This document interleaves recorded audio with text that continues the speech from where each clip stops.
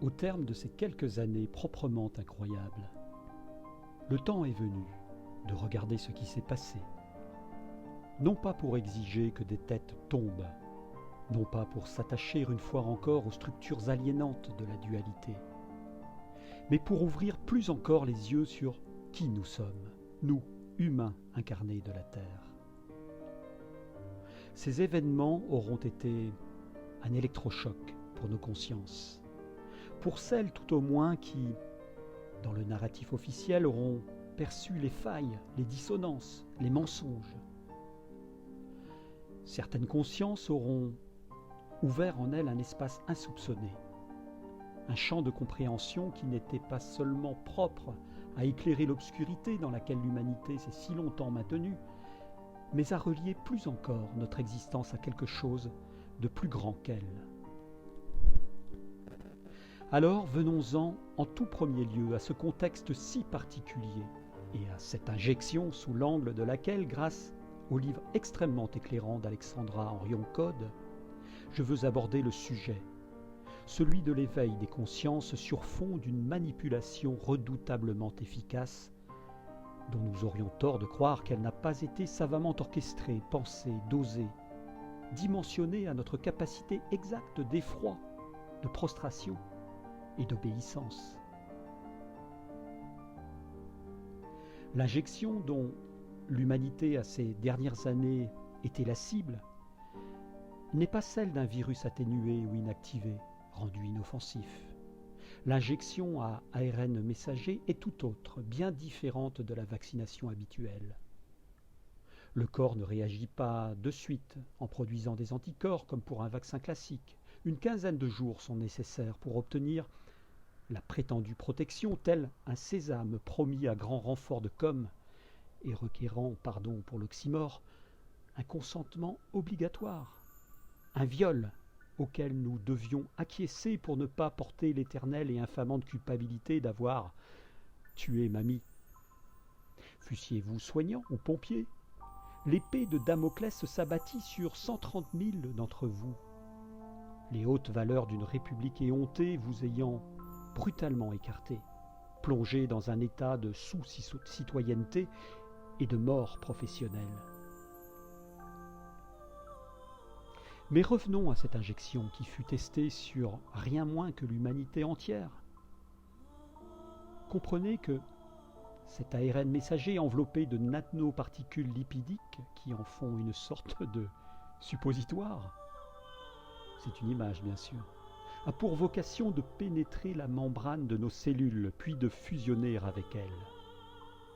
Qui donc a su proprement nous en expliquer le principe et les dangers si ce ne sont des voix intègres que la puissance médiatique, sans le moindre recul ni esprit d'investigation, a discrédité et réduite au silence, dès les premières vagues de la propagande étatique. Mais continuons. Ayant accompli ce forçage tel un cheval de Troie, l'ARN messager synthétique n'a bien sûr pas intégré l'intérieur de nos cellules pour les décorer. Il est porteur d'un programme que le laboratoire allemand CureVac comparera à une clé USB donnant des ordres à nos cellules, ceux en l'occurrence de produire massivement la protéine spike du virus SARS-CoV-2. Et alors, me direz-vous? Eh bien, ces protéines spike qui doivent déclencher la réaction immunitaire de l'organisme n'ont rien d'anodin, étant parfaitement actives sans la moindre atténuation ou désactivation. Si l'on s'attend très logiquement à ce que le corps produise des anticorps, une omerta totale a en revanche été entretenue quant aux effets collatéraux de cette protéine spike dans l'organisme. Omerta qui a requis toute la complicité et la légèreté de nos institutions et de nos médias afin que l'humanité tout entière serve de cobaye dans le cadre d'un essai clinique grandeur nature. Notez par ailleurs que ce forçage par reprogrammation de nos cellules n'existe pas dans la vaccination classique. Il s'agit ici de faire de nos cellules des usines de fabrication de la protéine spike. Quid, dans le cas présent, de la capacité de notre système immunitaire à détecter nos propres cellules comme étant désormais un danger puisqu'elles produisent une protéine du virus? Quid par conséquent de la survenue de maladies auto-immunes? On a à ce titre relevé une recrudescence anormale des cas de myocardite et de péricardite, en particulier chez des sujets vaccinés jeunes et en parfaite santé.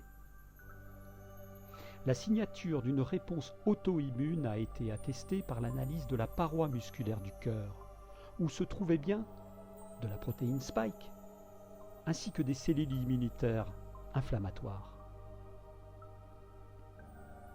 L'argument de la force de vente des labos, naïvement relayé par des médecins de plateau au conflit d'intérêts notoire, consista à expliquer que la protéine Spike n'avait qu'une durée de vie limitée dans notre corps, ce que le recul permet à présent de démentir.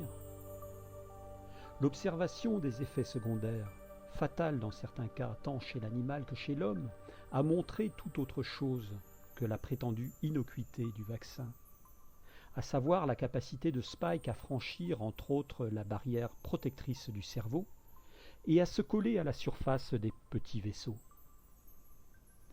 Cette observation a également montré la capacité de Spike à provoquer dans différents organes des inflammations, à former des caillots dans les vaisseaux sanguins, provoquant des paralysies de Bell, des AVC, des thromboses, des troubles du cycle menstruel. La liste n'est hélas pas exhaustive, ni cantonnable à des cas suffisamment rares pour alimenter encore et toujours la sacro-sainte balance bénéfice-risque.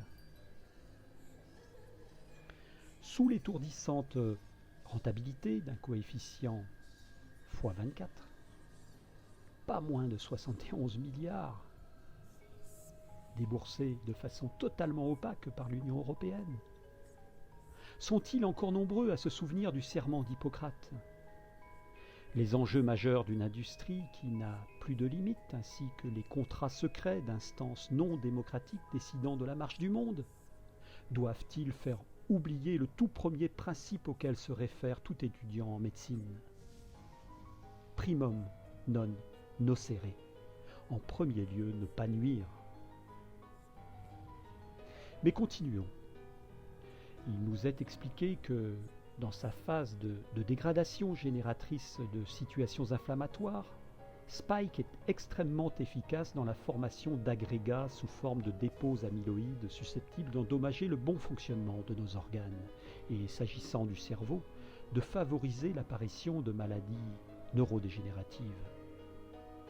Sait-on par ailleurs que Spike, dont les ressources sont décidément inépuisables, est capable de réactiver les séquences de virus dans nos globules blancs, rendant le terrain propice à la survenue de cancers, de sclérose en plaques, de maladies neurologiques, de polyarthrite rhumatismale, de diabète de type 1. Serais-je un esprit chagrin d'y voir une manne extrêmement juteuse pour les futurs débouchés de nos labos dont les dents longues n'ont d'égal qu'un sens aigu de l'anticipation?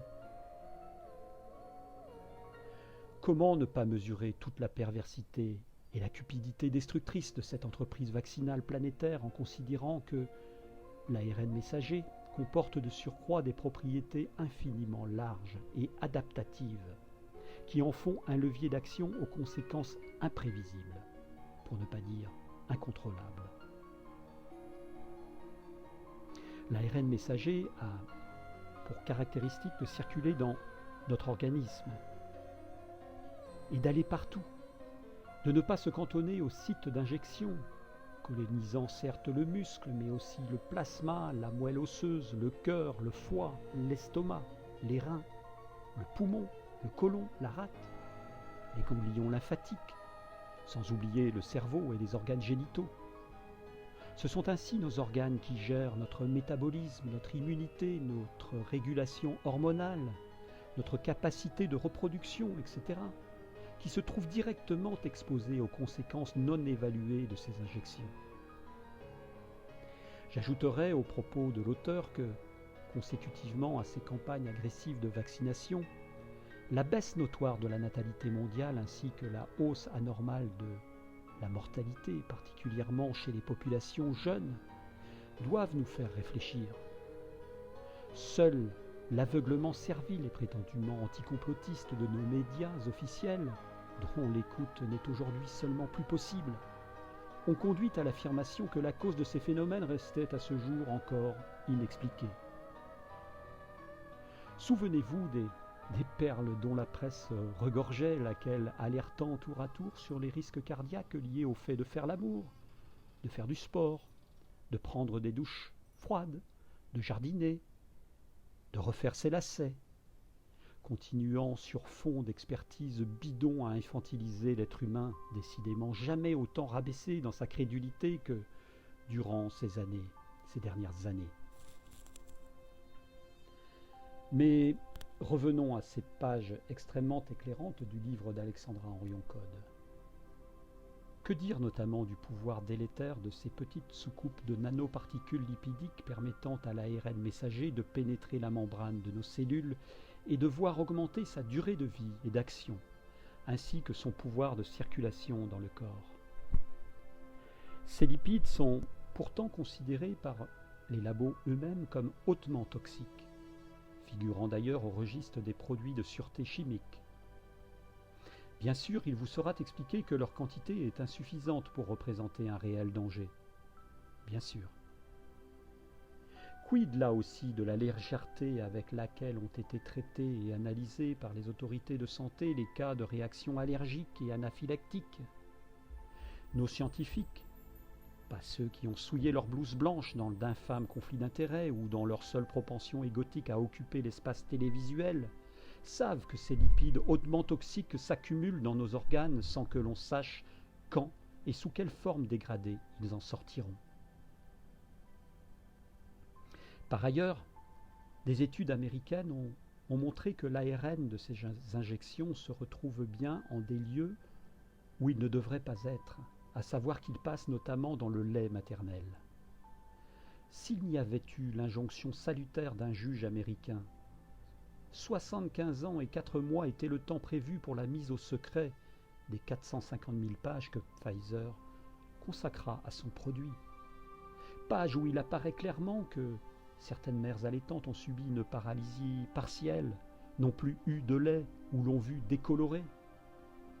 Mais ceci n'est qu'une goutte d'eau dans l'océan, tant le nombre d'effets secondaires est sidérant. Ce sont 15 302 maladies qui ont été listées par Pfizer comme, excusez l'euphémisme, effets secondaires d'intérêt particulier. Afin d'en avoir une petite idée, je reprends ici directement un passage du livre d'Alexandra Orion-Codd. Citation. Pour ne citer que la première ligne et la première maladie. Syndrome de délétion 1p36, soit une anomalie chromosomique du chromosome 1. Et qui dit perte d'un bout du chromosome 1 dit dysmorphie faciale distinctive, hypotonie, retard de développement, déficience intellectuelle, crise d'épilepsie, malformation cardiaque, absence ou retard d'acquisition du langage, retard de croissance prénatale, etc. Et, ajoute-t-elle, ce n'est là que la première ligne d'une liste interminable et terrifiante. Au vu de l'ensemble des risques précédemment soulignés, et pire, des effets secondaires avérés, quoique puissamment minimisés ou démentis par des fact-checkers extrêmement zélés, nous comprenons aisément pourquoi Alexandra Orion-Codd a si justement nommé son ouvrage « Les apprentis sorciers ». À quel niveau d'inflammation chronique et d'épuisement immunitaire a donc été exposée l'humanité au cours de ces dernières années au travers des milliards d'injections délivrées? Combien de vies brisées, de décès, de maladies, de handicaps, de jeunes adultes ou adolescents fauchés dans le plein élan de leur vie?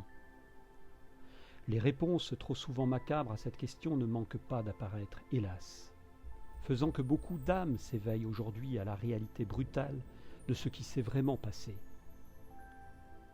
Le mensonge prend l'ascenseur, tandis que la vérité, patiente, neutre, inarrêtable, prend l'escalier. Elle se fait jour par les fissures d'un système fallacieux qui ne peut que s'effondrer.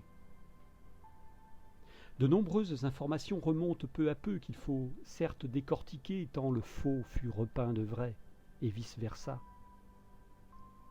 Que penser par exemple lorsque le PDG d'une compagnie d'assurance-vie, One America, relève une hausse des décès de 40% chez les personnes en âge de travailler comparativement aux années pré-pandémiques? Que dire de cette constatation des embaumeurs américains quant à la présence de caillots longs et fibreux dans les corps qu'ils ont à traiter, caillots qui, analysés par spectrométrie de masse, révèlent qu'ils sont formés par un élément autre que le sang, étant dépourvus de fer, de potassium, de magnésium. De plus, indépendamment de la nature de ces caillots, si, avant la pandémie, ce sont entre 5 et 10% des corps qui en étaient pourvus, ce sont à présent 50 à 70% des corps qui sont concernés. Je vous laisse vous référer sur le sujet à l'article extrêmement documenté d'Epoch Time, daté du 7 septembre 2022. Complotiste alors, toute cette mouvance humaine qu'il fut si commode de ridiculiser en se plaçant sur un piédestal de supériorité morale et intellectuelle. Il n'est probablement pas bien loin pourtant le temps où le rire condescendant d'une opinion bien dressée à l'encontre des prétendus complotistes deviendra un rire jaune, si ce n'est une colère sourde à l'égard de ceux qui n'ont eu aucun mal à violer la conscience et le corps des êtres humains. Les comités scientifiques fantoches vendus aux intérêts des labos, les cabinets de conseil véreux, les agences de presse intronisées en ministère de la vérité officielle, les fact-checkers aux réactions épidermiques pour protéger coûte que coûte l'unique et indétrônable narratif. Il faudra un peu de temps pour retirer cette saveur amère que laissera tant d'intelligence au service du mensonge. Le chercheur de vérité ne s'y arrêtera pas, cependant, car il est porteur d'autre chose qui ne vient pas de ce monde, et vers lequel il tend de toute son âme.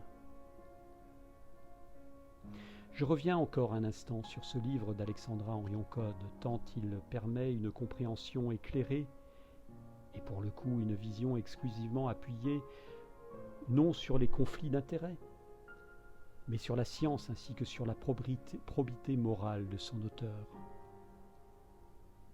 Je vous invite à le lire. Vous y verrez, au-delà de tous les points déjà évoqués, comment le phénomène de transcription inverse que ces années sombres qualifièrent de quasiment impossible est loin d'être un mythe, faisant qu'au-delà de tout le mal déjà causé, un bout de coronavirus puisse bel et bien intégrer notre génome grâce à la magie aléatoire de ces apprentis sorciers. L'ARN messager n'est pas un point de détail dans l'histoire de la médecine occidentale. Il n'est pas la lubie passagère d'un groupe de savants fous au fond de leur laboratoire. Adossé à une intention globale de destruction, de soumission des masses, d'abrutissement par la peur, d'obéissance servile amplement vérifiée par les faits, cette innovation va continuer à fédérer, tel un liant stratégique, un immense conglomérat mondial où fusionnent déjà toutes les orientations non seulement sanitaires, mais également politiques, économiques, sociales. Le Forum économique de Davos, les rencontres du club Bilderberg, à l'abri de tout journaliste, le travail acharné de fondations faussement philanthropiques, sont autant de lieux stratégiques où se dessinent ces orientations. Ce vaccin si mal nommé a démontré qu'il était bel et bien avant tout un outil d'ingénierie sociale et de tyrannie politique bien plus qu'un médicament, et ceci, comble de l'ironie, avec le renfort véhément des piliers autoproclamés de l'esprit critique, j'ai nommé les journalistes, les experts, les professeurs, les philosophes, tous autant qu'ils sont entourés du silence assourdissant des artistes de tous bords, quand ce n'est pas de leur prosélytisme affiché. Les sachants eux-mêmes, juchés sur une seule pièce de puzzle d'une connaissance fractionnée, se sont abondamment gaussés des maladresses d'une certaine frange de la population, laquelle bien sûr n'avait pas le bagage intellectuel ni scientifique pour formuler clairement ses doutes et ses réticences ô combien justifiées. Sur les réseaux, la franche rigolade des sites bobos éclairés, dressant la liste des énormités complotistes propres à amuser les dîners en ville, ont fait de ces demi-sachants les censeurs les plus véhéments de questions pourtant légitimes que des consciences humaines non encore totalement programmées exprimaient librement. Alors, que ferons-nous désormais ? Quelles leçons tirerons-nous de ce naufrage des esprits dont beaucoup refusent encore d'ouvrir les yeux tant l'effondrement de leur paradigme serait coûteux à leur ego ? Que dire par ailleurs de cette inclusion de l'ARN messager anti-Covid au vaccin anti-grippe et à l'intention non dissimulée des instances sanitaires mondiales de préparer de façon autoritaire le piquage des populations à l'apparition du moindre risque réel ou supposé ? Et que penser de cette volonté de faire évoluer la vaccination animale au sein des élevages vers, là aussi, des injections à ARN messager ? La nouvelle Terre, encore invisible à nos yeux terrestres, mais dont la formation a commencé dans les énergies, prépare peu à peu la scission des deux mondes. Les instances mondiales, au dessein extrêmement sombre, instigatrices du chaos actuel et des étapes futures, le perçoivent. Toute concrétisation matérielle terrestre est préfigurée dans l'invisible par une intention créatrice dont les visées peuvent soit servir la lumière et promouvoir l'épanouissement des individus et des peuples, soit maintenir coûte que coûte les structures anciennes d'asservissement des consciences et des masses. Il aura fallu pas moins que cette grande expérience mortifère à l'échelle de la planète pour que s'ouvrit une brèche importante dans l'édifice de nos croyances séculaires et de notre confiance programmée en la bienveillance naturelle des institutions, qu'elles fussent régionales, nationales, transnationales ou mondiales. Les chroniqueurs serviles de la cause vaccinale, eux-mêmes touchés par le traumatisme des confinements, des obligations, des restrictions de liberté, ne crurent pas si bien dire en parlant du monde d'avant et du monde d'après. Cependant, ils étaient bien loin de percevoir la teneur ontologique et spirituelle que véhiculait ce concept d'un basculement, celui de l'avènement d'un monde en totale rupture avec les structures anciennes qui ont bâti l'illusion de liberté des individus et des peuples. Sous l'afflux de la lumière, tel un animal blessé prêt à tout pour en découdre, les forces de l'ombre ne vont pas en rester là. Ces forces archontiques ont besoin de la peur des humains dont les sucs particuliers les nourrissent et continuent d'asseoir leur suprématie, leur pouvoir. Or, leurs frigos sont à présent vides, ou presque. Elles ont faim de cette peur que la lumière a partiellement dissoute.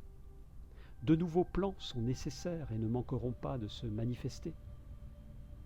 Voyez la semaine dernière les programmes alarmistes de l'OMS listant les prochains scénarios de pandémie et exhortant les gouvernements du monde entier à se tenir prêts, vaccinalement parlant, s'entend. Ne les voyez-vous pas venir, agitant déjà le spectre effrayant de la maladie X, récemment ajoutée à l'inquiétante liste par lequel l'institution planétaire prépare insidieusement les esprits à réclamer eux-mêmes, pour leur sécurité, la protection mortifère qui leur sera généreusement servie. L'étau, c'est un temps desserré autour de nos existences, de nos libertés, ce qui, bien sûr, ne va pas dans le sens de la gouvernance mondiale qui se renforce et qui, par tous les moyens, cherche à ancrer l'homme davantage encore dans la matière et dans la désintégration du sacré comme chemin vers son origine. Alors oui, que ferons-nous ? Quelle sera, non pas notre faculté à manifester, à défiler, à combattre frontalement dans des rues livrées à la violence, à réaffirmer les schémas auto-alimentés de la dualité, mais à nous positionner intérieurement, à puiser dans la justesse de la conscience du Créateur les clés de notre être, de sa verticalité, de sa légitimité, de sa reliance au divin. Certes, ayant semé le vent, les apprentis sorciers ne sont qu'au début de récolter la tempête. Et les organisations transnationales, étatiques, médiatiques, complices, le sont aussi avec eux,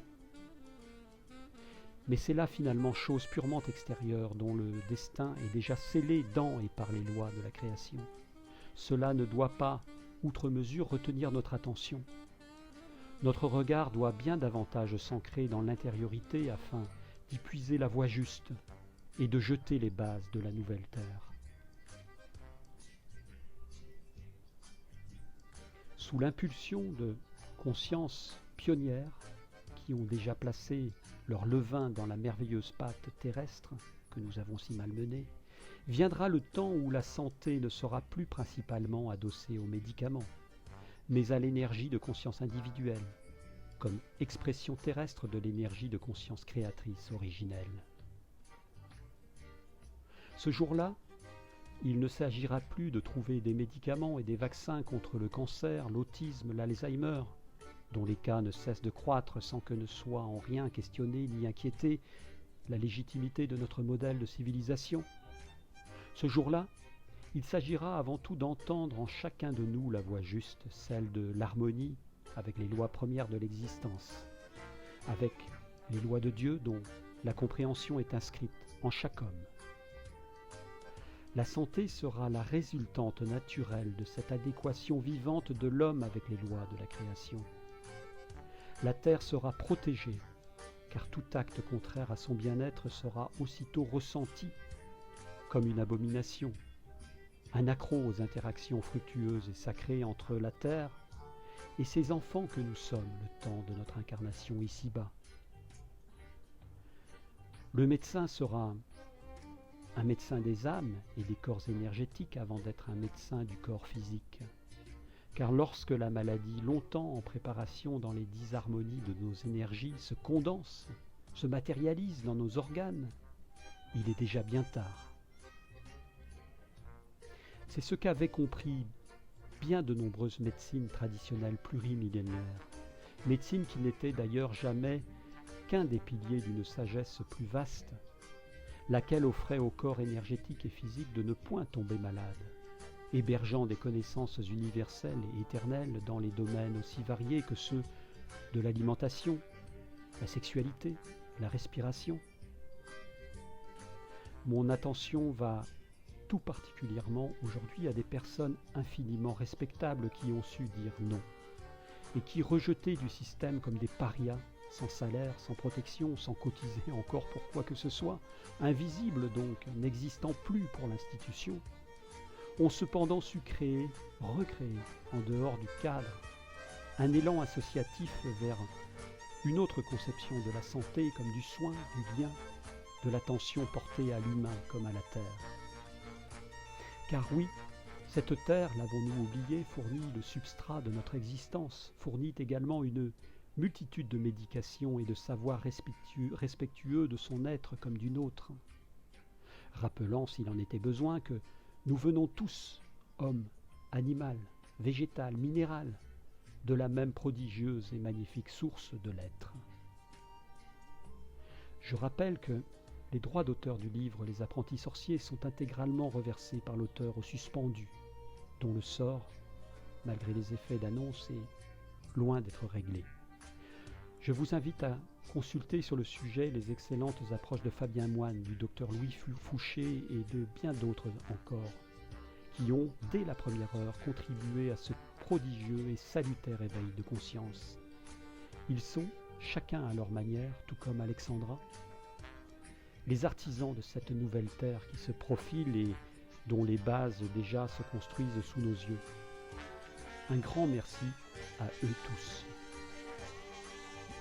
Ayons foi en la lumière, en la capacité des hommes non à la trouver comme quelque chose d'extérieur, mais à la manifester, à la rayonner, à la reconnaître comme la source inépuisable de leur être.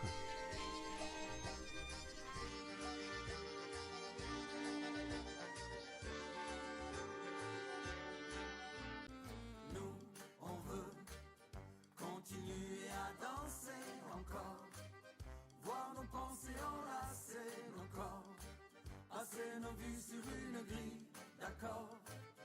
Oh non, non, non, non, non, nous, on veut continuer à danser encore, voir nos pensées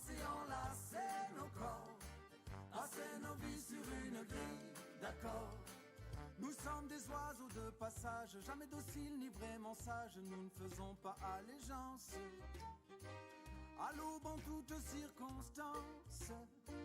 Nous venons briser le silence. Et quand le soir à la télé, Monsieur le bon roi parlait, venu annoncer la sentence, nous faisons preuve d'irrévérence, mais toujours avec élégance. Nous, on veut continuer à danser encore, voir nos pensées enlacer nos corps, passer nos vies sur une grille d'accord. Oh non, non, non, non, non, nous, on veut continuer à danser encore, voir nos pensées enlacer nos corps, passer nos vies sur une grille d'accord.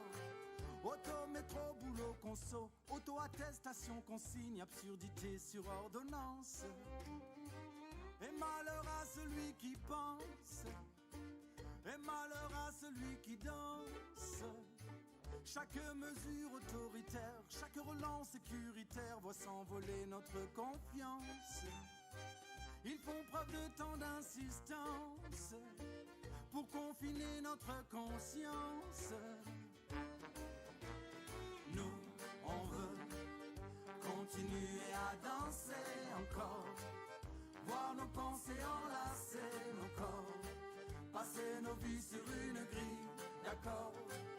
Oh non, non, non, non, non, nous, on veut continuer à danser encore, voir nos pensées enlacer nos corps, passer nos vies sur une grille d'accord.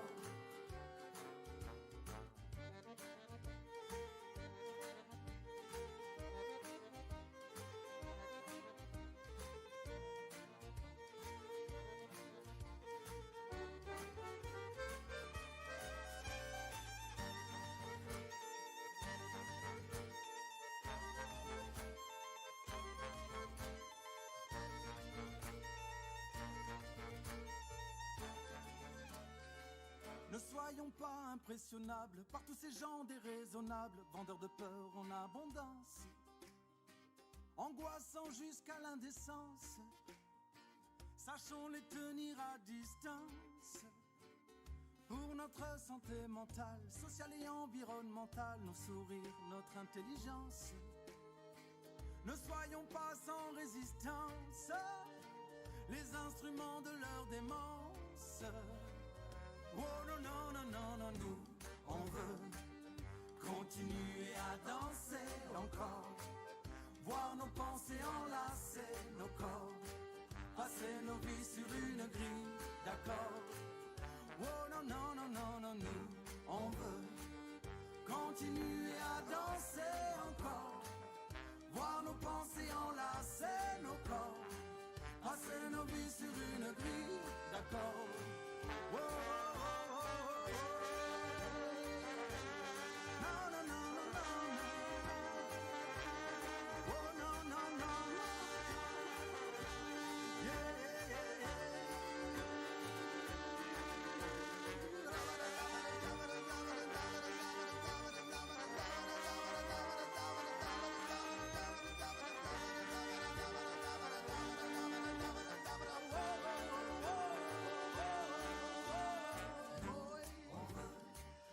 continuer à danser encore, voir nos pensées enlacer nos corps, passer nos vies sur une grille d'accord. Oh non, non, non, non, nous, on veut continuer à danser encore, voir nos pensées enlacer nos corps, passer nos vies sur une grille d'accord.